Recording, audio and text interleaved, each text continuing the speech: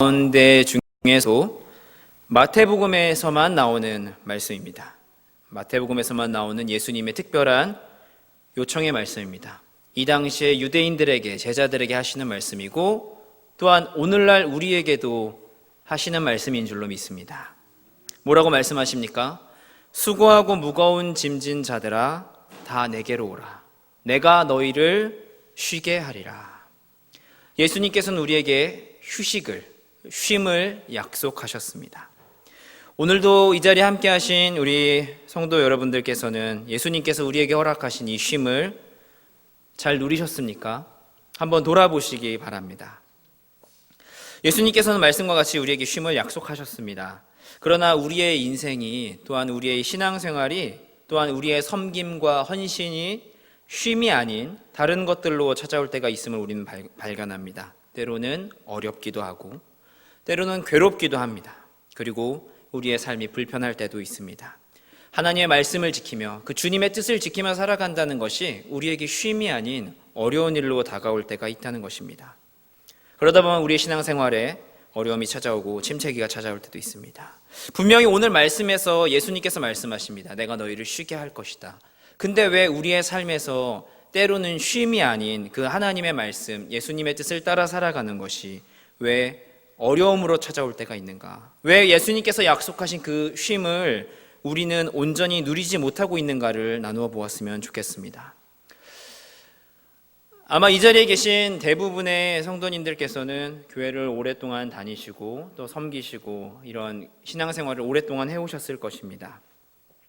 그런 가운데 우리가 오랫동안 우리의 신앙생활은 우리가 하나님께서 우리에게 허락하신 은혜를 따라 살아가는 것도 있지만 때로는 우리에게 학습된 습관을 따라서 이루어지는 것들이 있습니다. 이럴 수 있는 거지라던가 당연히 이런 어려움이 있겠지라는 것들을 우리는 생각해 보게 됩니다. 그러다 보면은 우리의 신앙생활에 찾아오는 어려움을 당연하게 여길 때가 있습니다. 그러나 오늘 말씀에서 예수님이 말씀하셨던 것처럼 예수님의 제자로서의 초대, 그러니까 하나님의 백성이 된다라고 하는 것은 기본적으로 분명한 것은 우리에게 휴식이 되고 쉼이 된다라는 것입니다. 그런 어려움이 찾아오고 우리가 그것을 가지고 괴로워하는 것을 우리가 당연하게 받아들여서는 안 된다는 것입니다.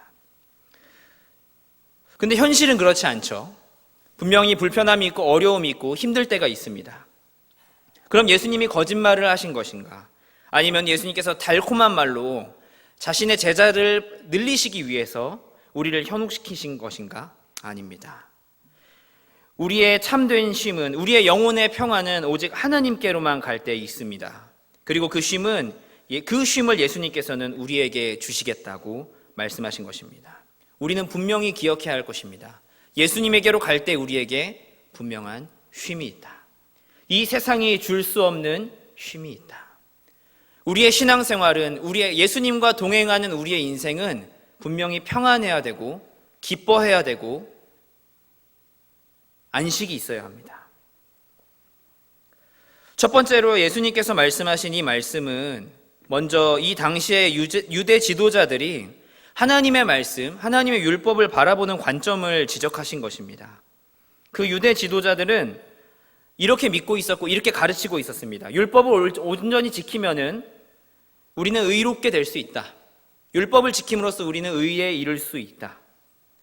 그리고 그것이 더 나아가서 율법을 나는 온전히 지킨 사람이기 때문에 자신들의 삶이 의롭다는 의식에 빠져서 정말 중요한 그 안에 담겨져 있는 그 하나님의 말씀 가운데 담겨져 있는 그 하나님의 뜻을 헤아리지 못한 것입니다. 이것을 가장 잘 나타내는 이야기 중에 한 가지가 누가복음 10장의 말씀입니다. 누가복음 10장에 예수님께서는 선한 사마리아인에 대한 이야기를 해주신 적이 있습니다. 한 사람이 강도를 만났습니다. 강도를 만났을 때 거의 다 죽어가게 되었는데 세 사람이 좀 이 사람을 보게 됩니다. 첫 번째는 제사장이었습니다. 그러나 제사장은 그 사람을 못 본 척하고 피했습니다. 두 번째는 레위인이었습니다. 레위인 또한 이 사람을 보고 피했습니다. 왜냐하면은 이 사람을 만지거나 했을 때 자신들이 혹시나 부정하게 되진 않을까, 또한 이 사람과 관여함으로 인하여서 자신들이 해를 입지 않을까 하는 마음에서였습니다. 그런데 세 번째로 이 사람을 본 사람은 바로 사마리아인이었습니다. 이 사마리아인은 유대인들의 개념으로 보았을 때는 이방인보다 더욱더 끔찍한 자들이었고, 어쩌면 그들이 정말 사람처럼 여기지 않던 그런 율법 밖에 나가 있는 사람들이었습니다. 그런데 놀라운 것은 이 사마리아인은 이 사람을 그냥 지나치지 않았다라는 것입니다. 불쌍히 여기고 그를 데리고 가서 치료해주고, 또한 그 사람이 가야 할 길이 있기 때문에 떠나는 대신에 남겨진 사람들에게 돈을 주면서 돌보아 달라고 부탁을 했습니다. 그러면서 예수님은 말씀하십니다. 누가 이자의 이웃인가? 전 이 질문을 이렇게 돌려서 이야기하고 싶습니다. 누가 하나님의 백성입니까? 우리는 잘 알고 있습니다. 이 사마리아인이 하나님의 뜻에, 하나님의 마음에 합한 사람이라는 것을. 그런 것처럼 이 유대 지도자들은 그 하나님의 뜻을 헤아리는 것이 중요한 것이 아니라 그 율법을 문자적으로 지키고 이것을 지킴으로써 우리가 의롭게 된다고 믿고, 그리고 사람들에게 그것을 가르쳤습니다. 그러나 이 율법의 멍에에 빠진 사람들의 삶은 괴로운 것이었습니다. 죄를 지으면은 제사를 드리러 나가는데 그것을 위해서 동물을 죽이고 피를 흘리고, 그리고 또 다시 죄를 짓고, 율법의 본질을 깨닫지 못하고 그것을 지키는 것에만 힘쓰는 율법의 의무에 빠진 삶은 말 그대로 멍에에 빠진 삶, 멍에를 짊어지고 가는 삶과 같습니다. 물론 율법은 하나님의 말씀이고 하나님의 백성들의 삶의 지침입니다. 그리고 그 안에 담겨져 있는 하나님의 분명하신 뜻이 있습니다. 그리고 사도 바울은 갈라디아서를 통해서 율법을 통해서 우리가 의로워지는 것은 아니다. 그러나 이 율법을 통해서 우리가 죄인이며 우리가 연약한 자임을 깨닫게 한다고 이야기하고 있습니다. 이 율법을 통해서 우리는 하나님의 은혜를 간절히 구할 수 있게 되는 것입니다. 이 율법을 통해서 우리는 더욱더 하나님 앞에 나아가야 하는 것입니다. 그러나 유대 지도자들은 이 율법을 통해서 자신들이 의로운 존재라는 것을 알리기 시작했습니다. 그리고 그것은 말 그대로 멍에를 메고 가는 삶이었습니다. 사람을 살리고 생명을 살리는 하나님의 말씀을 인생을 괴롭게 하고 무겁게 하는 짐으로 만든 것입니다. 그래서 이스라엘 백성들에게 하나님께 나아가는 것은 어려운 일이었습니다. 두려운 일이었습니다. 힘든 일이었습니다. 그러나 어쩔 수 없이 나가야 하는. 그러나 예수님께서는 그런 유대인들에게 새로운 말씀을 전하십니다. 나에게 오라. 내가 너희를 쉬게 하리라. 오늘날 우리가 이런 율법적인 생각 가운데서 살아가고 있지는 않지만, 율법을 문자적으로 지키는 것을 살아가고 있지는 않지만, 어쩌면 우리의 삶 가운데서 앞에서 이야기했던 것처럼 우리가 학습된, 어쩌면 우리의 습관을 따라서 살아온 신앙생활에 따라 우리는 혹시 우리에게 맡겨진 일을 감당하고 있지는 않습니까? 우리가 믿음을 지키며 살아가는 것이 당연히 힘든 일이라고 여기고 있고 괴로운 것을 당연하게 여기고 있지는 않습니까? 괴롭지만 책임감이나 의무나 어떤 사명감으로 인해서 근근히 버티며 살아가고 있지는 않은가 말입니다. 그런데 예수님께서는 분명히 말씀하십니다. 내가 너희를 쉬게 하겠다고. 우리는 그 쉼을 분명히 누리고 있는가 돌아보아야 할 것입니다. 하나님께서는 우리가 항상 책임감이나 사명감이나 의무와 같은 그런 이유만으로 주님의 전에 나오고 주님의 말씀을 붙잡고 살아가기를 원하지 않으십니다. 기꺼이 기쁜 마음으로 주님의 말씀에 순종하며 살아가기를 원하십니다. 하나님이 우리의 삶에 허락하신 그 은혜를 마음껏 누리며 살아가게 하기를 원하신다는 것입니다. 그런 면에서 우리의 신앙생활은 분명한 쉼입니다. 예수님이 주시는 약속하신 안식이며 하나님 아버지와의 만남과 교제를 통해 우리의 영혼이 경험하는 평안인 것입니다. 그리고 이 쉼은 이 세상 그 어떤 것에서도 얻을 수 없는 영혼의 쉼인 것입니다. 이 쉼을 모두 누리시는 우리 성도분들 되시기를 간절히 소원합니다. 그런데 예수님께서 이 말씀 뒤에 이어서 말씀하시는 것이 나는 마음이 온유하고 겸손하니 내 멍에를 메고 내게 배우라고 말씀을 하십니다. 수고하고 무거운 짐진 자들아 나에게로 오면 쉬게 한다고 말씀을 하시면서 그 이어서 바로 하시는 말씀이 그 대신 내 멍에를 짊어지라고 말씀하시는 거예요. 이게 무슨 산 넘어 산인지 혹대려다가 혹을 붙이는 격인지 예수님께서는 왜 멍에를 벗어던지고 나에게로 와라 쉼을 줄 것이다 라고 하시면서 다시 나의 멍에를 메라고 말씀을 하시는가? 이것은 단순히 예수님께서 우리에게 주시는 가르침이 그 가르침을 따라 살아가는 것이 적어도 율법을 지키며 율법에 매어 사는 삶보다는 쉽고 나을 것이다 라는 말씀을 하는 것이 아닙니다. 오히려 우리는 더 잘 알고 있습니다. 예수님의 말씀하신 그 말씀들을 온전히 지키며 살아가는 것이 어쩌면 이 율법만을 문자적으로 지키며 살아가는 것보다 더 힘들다는 것을 알고 있습니다. 그 삶이 바로 무엇입니까? 예수님의 가르침이 무엇입니까? 바로 십자가의 삶입니다. 자신을 내려놓는 삶이죠. 자신의 생명을 내려놓는 그런 삶을 살아가라고 말씀하십니다. 그리고 너희가 처음이 아닌 나중이 되어야 한다. 희생하며 헌신하며 살아야 된다는 그런 삶을 우리에게 말씀하시는 것입니다. 그런데 예수님께서는 왜 우리를 쉬게 하신다고 말씀하셨으면서 왜 이것을 더 가볍다라고 말씀하신 것일까요? 근데 예수님께서 말씀하신 그 가볍다라고 하는 것은 단순히 가르침만을 말하는 것이 아닙니다. 예수님께서는 나의 멍에를 메라고 하시기 전에 자기 자신을 소개하시는데 이렇게 말씀을 하십니다. 29절 전반부에 보시면은 나는 마음이 온유하고 겸손하다. 어쩌면은 이 말씀이 그냥 나의 멍에를 메라, 나에게 와서 배우라 하는 것과는 조금 문맥상 맞지 않는 것일 수도 있는데 왜 예수님께서 이런 소개를 하고 멍에를 메라고 하셨는가? 바로 이 소개에 답이 있습니다. 우리가 예수님께로 나아갈 때에 우리가 예수님의 말씀을 따라 살아간다는 것은 그 예수님의 말씀을 우리가 맹목적으로 그냥 붙잡고 그 말씀대로만 지키면 살아가면 된다는 것을 이야기하는 것이 아닙니다.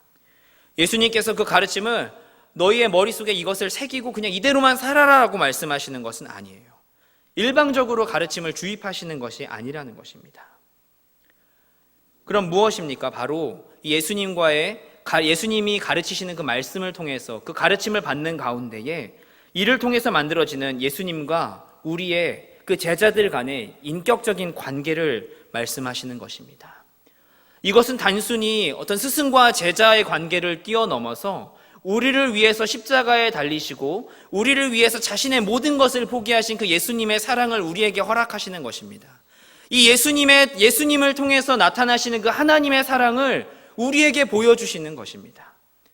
그렇기 때문에 나에게 와서 배우라, 내 멍에를 지라는 것은 단순히 예수님의 가르침대로만 살아가는 것을 이야기하는 게 아니라 예수님께서 우리에게 말씀하십니다. 너희와 함께 하기를 원한다. 너희와 함께 살아가기를 원한다. 우리와 동행하시고 우리와 인격적인 교제를 나누시기를 원하신다는 것입니다. 나는 마음이 겸손하고 온유하다. 그리고 그 안에서 너희들이 나의 멍에를 짊어지고 나의 가르침을 따르며 살아가기를 원한다라고 말씀하신다는 것입니다. 이 관계가 온전히 형성된 자들에게 마음이 온유하시고 겸손하신 예수님과의 관계가 온전히 맺어진 제자들에게는 예수님이 우리에게 짊어지라고 하는 말씀의 멍에는 너무나 가볍고 쉬운 멍에입니다. 예수님을 통해서 우리를 향하신 하나님의 사랑을 경험할 수 있고 또한 그 뜻에 담겨져 있는 하나님의 마음을 우리는 알 수가 있습니다. 그리고 그것을 통해서 우리는 그 하나님의 뜻에 예수님의 말씀에 요청에 기꺼이 우리의 삶을 드릴 수 있는 것입니다. 제가 이 말씀을 준비하면서 한 가지 인터넷에 있는 기사를 본 적이 있습니다. 2018년에 나왔던 뉴스 기사인데 우리가 집에서 감당하는 특별히 이제 그 가사 노동의 가치가 얼마 정도인가를 경제적으로 한번 이렇게 진단을 해보았다고 합니다. 가사 노동의 가치, 아이를 돌보고 살림을 하고 뭐 음식을 만들고 청소하고 이런 것들이 얼마나의 경제적인 가치가 있을까요? 여기 하신 분들이 그런 것들을 감당하시는 분이 많으실 것 같은데 얼마 정도일 것 같습니까? 비쌀 것 같습니까? 아니면은 쌀 것 같습니까? 네, 비쌀 것 같다고 한 4분 정도가 지금 말씀하셨는데 제가 이렇게 보니까 1년으로 따지면 한 710만 원 정도 된다고 합니다. 1년으로 따지면 월급이 아니라 1년으로 따졌을 때 710만 원. 그럼 월급으로 치면 얼마 정도냐면은 약 59만 원 정도라는 거예요. 이게 웃음이 나오시는 것 같은데, 네. 그러니까 생각보다 그렇게 비싸지 않죠. 내가 한 가사의 가치가 월급 한 59만, 그러니까 60만 원이 채 안 되는 이런 생각이 들 것입니다. 만약에 그 돈을 받고 그 일을 한다면 우리가 그 일을 할 수 있겠습니까? 하지 않을 것입니다. 아마도 하지 않을 거예요. 그러나 이제 우리가 그 일을 왜 감당하는 이유가 무엇입니까? 나의 가정을 돌보는 것이고 나의 집을 돌보는 것이고 우리의 가족들의 일이기 때문에 그렇습니다. 육아도 마찬가지죠. 우리 자녀들을 키우고 돌볼 때에 얼마나 부모님들이 많은 노력과 헌신을 하십니까? 희생을 하시죠. 근데 그 일들을 경제적인 가치로 따지면 굉장히 손해보는 일일 것입니다. 이렇게 요즘 같은 물가에 자녀 한 명을 성인까지 키우는데 한 억 단위의 돈이 들어간다는 이야기를 들은 적도 있고, 그러니까 우리가 아이들에게 그렇게 투자했을 때 그만큼 거둔다는 보장이 없는 거죠. 그러니까 확실하지 않은 투자인 것입니다.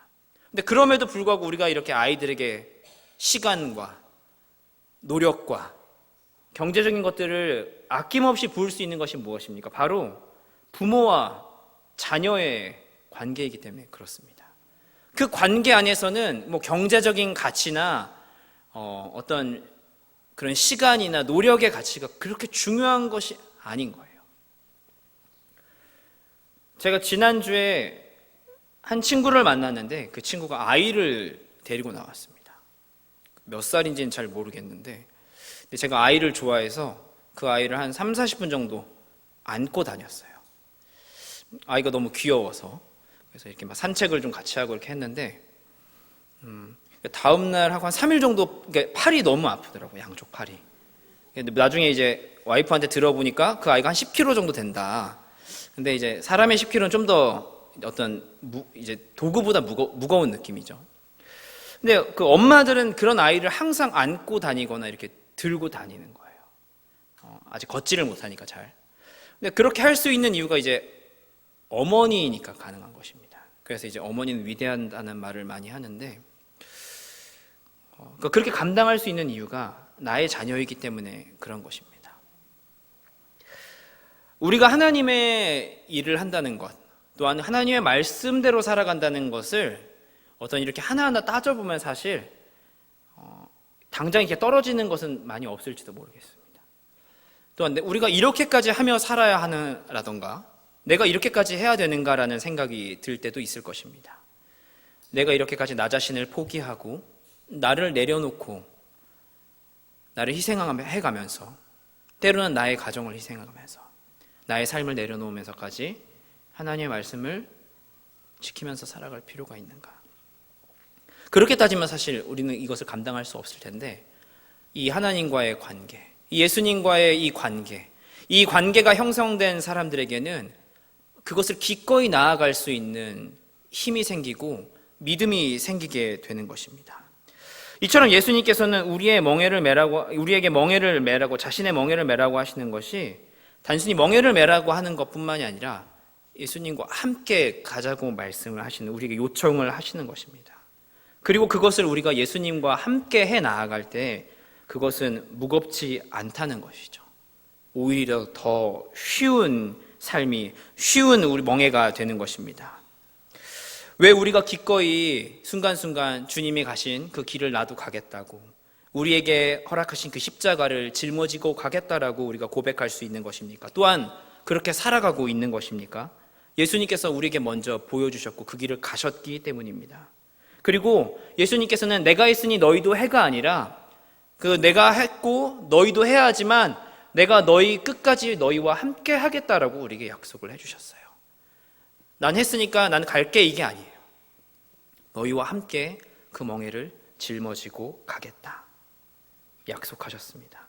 그리고 놀라운 것은 그 멍에를 예수님과 함께 짊어지고 살아갈 때에 우리의 삶이 더욱더 회복이 되고 우리의 영혼이 더욱더 풍성해지는 것을 우리는 알 수가 있습니다. 놀라운 것은 그 멍에를 메면서 살아갈 때에 우리의 영혼은 더욱더 평안해지는 것을 누릴 수 있습니다. 그렇기 때문에 예수님께서 말씀하십니다. 이 멍에는 쉽고 가벼운 것이다. 예수님께서 우리에게 허락하신 멍에는 비록 멍에라는 단어로 우리에게는 말씀하셨지만 결국엔 그 멍에는 우리의 회복을 목적으로 주신 것이기에 멍에이지만 가볍고 쉬운 것입니다. 예수님께서 주시는 이 쉼은 영원 전부터 하나님 안에서 계획되었던 하나님의 아들에 대한 진리를 깨닫게 하시고 또한 그분의 뜻을 행함으로써 우리에게 찾아오는 만족이며 궁극적으로는 그로 인해 영원한 하나님의 나라의 백성으로서 살아갈 수 있는 영원한 안식을 의미하는 것입니다. 물론 우리가 때로는 하나님께서 우리에게 허락하신 사명 안에서 우리가 그 사명을 맡은 자로서 청지기로서 또한 우리에게 맡겨진 직분에 의해서 우리는 때로는 사명감과 책임감과 의무로서 무언가를 감당할 때도 있습니다. 그것 또한 우리의 삶에 분명히 주어진 것이지만 그것보다 더욱 중요한 것은 예수님이 우리에게 분명히 말씀하셨고 약속하셨던 그 은혜의 관계 안에서 누릴 수 있는 그 쉼 안에서 우리가 주님의 일들을 감당하기를 원하신다는 것입니다. 그리고 그 일을 감당할 때에 동시에 그것은 일이면서 우리에게 주어진 사명이면서 동시에 우리에게 휴식이 되고 안식이 된다는 것을 우리가 기억하셨으면 좋겠습니다. 이제 말씀을 맺겠습니다. 예수님의 성육신으로 나타나는 그분의 온유하심, 그분의 겸손하심은 우리의 인생에 예수님의 제자로서 하나님의 백성으로서 필요한 모든 것을 가르쳐 주셨습니다. 우리가 이 땅을 살아가면서 물론 말씀을 지키며 살아가는 것이 때로는 힘들고 어려울 때도 있지만 예수님께서는 우리의 그런 연약함을 그것도 못해라고 얘기하시면서 이해하지 못하시는 분이 아니십니다. 우리의 그런 모든 연약함을 아시고 이해하는 분이시며 동시에 그런 우리를 불쌍히 여기실 수 있는 분이십니다. 우리가 이 땅을 살아가는 가운데에 하나님의 말씀을 예수님의 뜻을 우리가 지키며 살아가는 데 있어서 그 모든 것을 지키며 살아가는 것이 우리의 삶에 우리의 영혼의 분명한 휴식이며 안식이며 쉼이 된다는 것을 우리가 기억했으면 좋겠습니다. 우리의 삶에 진정한 쉼이 있는 곳은 바로 예수님 안밖에 없습니다. 그 쉼을 온전히 풍성하게 누리시는 우리 남부교회 성도들이 되시기를 간절히 바라고 소원합니다. 우리 시간 함께 같이 말씀을 위해서 같이 기도했으면 좋겠습니다. 하나님, 오늘 밤 이 밤 우리가 주님께서 우리에게 허락하시는 그 쉼들을 우리가 돌아보면서 먼저 감사하게 하여 주시고 또한 그 쉼을 더욱더 우리가 풍성하게 누릴 수 있는 우리의 삶이 되게 하여 달라고 우리 잠깐 동안 받은 말씀을 붙잡고 함께 같이 기도하는 시간을 갖도록 하겠습니다. 기도합니다. 하나님 아버지, 주님의 사랑과 주님의 은혜에 감사드립니다. 주님께서 우리를 이 자리로 불러와 주시고 또한 하나님의 백성으로 불러주시고 예수님의 자녀로 불러주셨습니다. 우리를 쉬게 하시겠다고 말씀하신 그 약속 우리가 기억하면서 이 자리에 나왔습니다. 주님, 우리의 삶에 주님의 뜻을 붙잡고 살아가는 것이 결코 괴롭고 힘든 것만이 아니라 우리의 영혼의 휴식이며 우리의 영혼의 안식이며 우리의 삶의 쉼이 되는 것을 우리가 분명히 누리는 삶이 되게 하여 주시옵소서. 우리가 이런 주님의 뜻을 따라 살아가는 것에 지치지 않게 하여 주시고 그 가운데서 우리를 세우시고 우리를 회복시키시고 우리를 붙잡으시는 그 하나님의 은혜를 기억하며 살아가는 우리 모두가 되게 하여 주시옵소서. 또한 하나님께서 우리의 삶에 베풀어 주신 그 놀라운 일들을 우리가 돌아보게 하여 주시고 그 모든 것이 하나님께서 나의 삶을 세워가고 계셨고 주님이 나와 함께 하시며 나에게 정말 영혼의 평안을 허락하셨음을 돌아보게 하여 주시옵소서. 이 모든 것들을 통해서 하나님이 우리가 이 땅을 살아가는 가운데에 우리가 주님의 말씀을 지키며 또한 주님이 우리에게 허락하신 그 안식을 풍성하게 누리며 살아가는 우리의 모두의 삶이 되게 하여 주시옵소서. 주님 역사하여 주시옵소서. 감사드리며 이 모든 말씀 우리의 구세주가 되시는 예수님의 귀하신 이름으로 기도드렸습니다.